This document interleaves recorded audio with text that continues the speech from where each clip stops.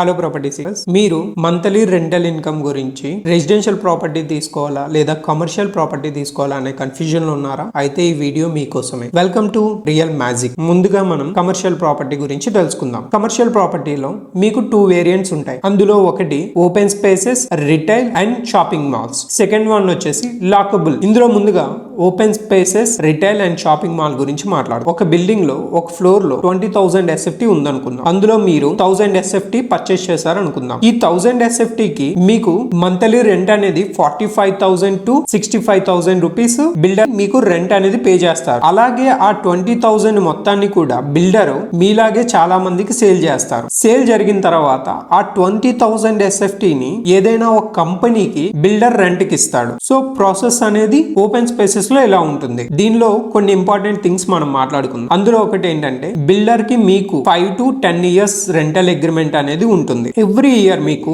5 to 10% rental income అనేది పెంచుతారు. Same flat కి ఇచ్చినట్లే ఇక్కడ కూడా మీకు UDS అనేది కూడా ఇస్తారు. Retail shops and shopping malls. So ఇవి మీరు చూసుకున్నట్లయితే ఇప్పుడు పెద్ద పెద్ద షాపింగ్ మాల్స్ లో చిన్న చిన్న షాప్స్ ఉంటాయి. వాటిల్లో కూడా మీరు ఇన్వెస్ట్మెంట్ చేయొచ్చు. పై విధంగా చెప్పినట్లే ఇక్కడ కూడా గైడ్ లైన్స్ సేమ్ గా ఉంటాయి. ప్లస్ పాయింట్ ఏంటంటే ఈ కమర్షియల్ ప్రాపర్టీస్ లో మీరు టెనెంట్ ని వెతుక్కోక్కర్లేదు. బిల్డరే కంపెనీస్ కి రెంటల్ కి ఇచ్చి ఇన్కమ్ అనేది తీసుకొని మీకు ఎవ్రీ మంత్ రెంట్ అనేది క్రెడిట్ చేస్తారు. ఒకవేళ కంపెనీ రెంట్ కున్నా లేకపోయినా బిల్డర్ అనేవాడు మీకు రెంట్ పే చేయాల్సిందే. సెకండ్ వన్ వచ్చేసి లాకబుల్ స్పేసెస్. ఏంటంటే ఇందాక చెప్పుకునే మీకు కూడా ఒక 5,000 SFT to 10,000 SFT మీరే పర్చేస్ చేసుకోవచ్చు. కాకపోతే ఇక్కడ ఏంటంటే దానికి మీరు లాక్ వేసుకొని మీరే టెనెంట్ ని వెతుకొని మీరే టెనెంట్ కి రెంట్ కి ఇచ్చుకోవాలి. ఆ టెనెంట్ అనేవాడు మీకు డైరెక్ట్ గా రెంటల్ అనేది మీకు పే చేస్తారు. రెంటల్ ఇన్కమ్ సేమ్ SFT కి బిల్డర్ ఎంత చార్జ్ చేస్తున్నారు 45 to 65 మీరు అక్కడున్న మార్కెట్ బై మీరు కూడా చార్జ్ చేయొచ్చు. ఈ లాకబుల్ స్పేసెస్ లో ఉన్న మైనస్ ఏంటంటే ఒకవేళ టెనెంట్ మీకు 2 నెలలు 3 నెలలు దొరకకపోతే రెంట్ అనేది మీకు రాదు. టెనెంట్ మీ